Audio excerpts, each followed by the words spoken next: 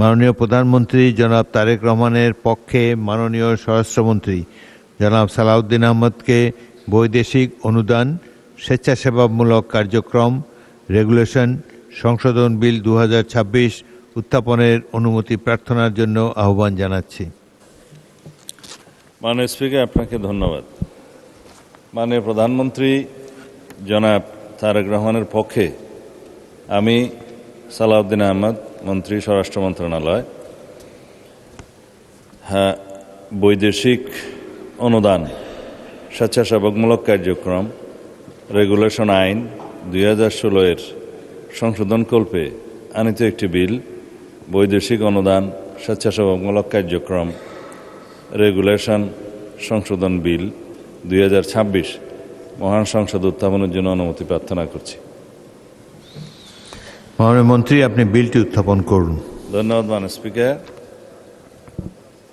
মাননীয় প্রধানমন্ত্রী জনাব তারেক রহমানের পক্ষে আমি সালাউদ্দিন আহমদ, মন্ত্রী স্বরাষ্ট্র মন্ত্রণালয়, প্রস্তাব করছি যে বৈদেশিক অনুদান স্বেচ্ছাসেবামূলক কার্যক্রম রেগুলেশন আইন 2016 এর সংশোধনকল্পে আনিত বিলটি বৈদেশিক অনুদান স্বেচ্ছাসেবামূলক কার্যক্রম রেগুলেশন সংশোধন বিল 2026 মহান সংসদে উত্থাপন করিলাম।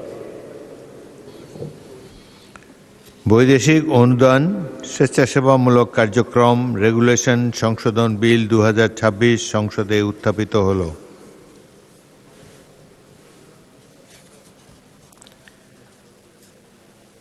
আমি এখন মাননীয় প্রধানমন্ত্রী তারেক রহমানের পক্ষ থেকে মাননীয় স্বরাষ্ট্রমন্ত্রী সালাউদ্দিন আহমদকে সংসদে উত্থাপিত আকারে বৈদেশিক অনুদান স্বেচ্ছাসেবামূলক কার্যক্রম রেগুলেশন সংশোধন বিল 2026 অবিলম্বে বিবেচনার প্রস্তাব উত্থাপনের জন্য আহ্বান জানাচ্ছি।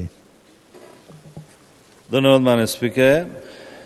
মাননীয় প্রধানমন্ত্রী জনাব তারেক রহমানের পক্ষে আমি সালাউদ্দিন আহমদ, মন্ত্রী স্বরাষ্ট্র মন্ত্রণালয়, প্রস্তাব করছি যে বৈদেশিক অনুদান স্বেচ্ছাসেবামূলক কার্যক্রম রেগুলেশন আইন 2016 এর সংশোধনকল্পে আনিত বিলটি বৈদেশিক অনুদান স্বেচ্ছাসেবামূলক কার্যক্রম রেগুলেশন সংশোধন বিল 2026 উত্থাপিত আকারে অবিলম্বে বিবেচনার জন্য গ্রহণ করা হোক।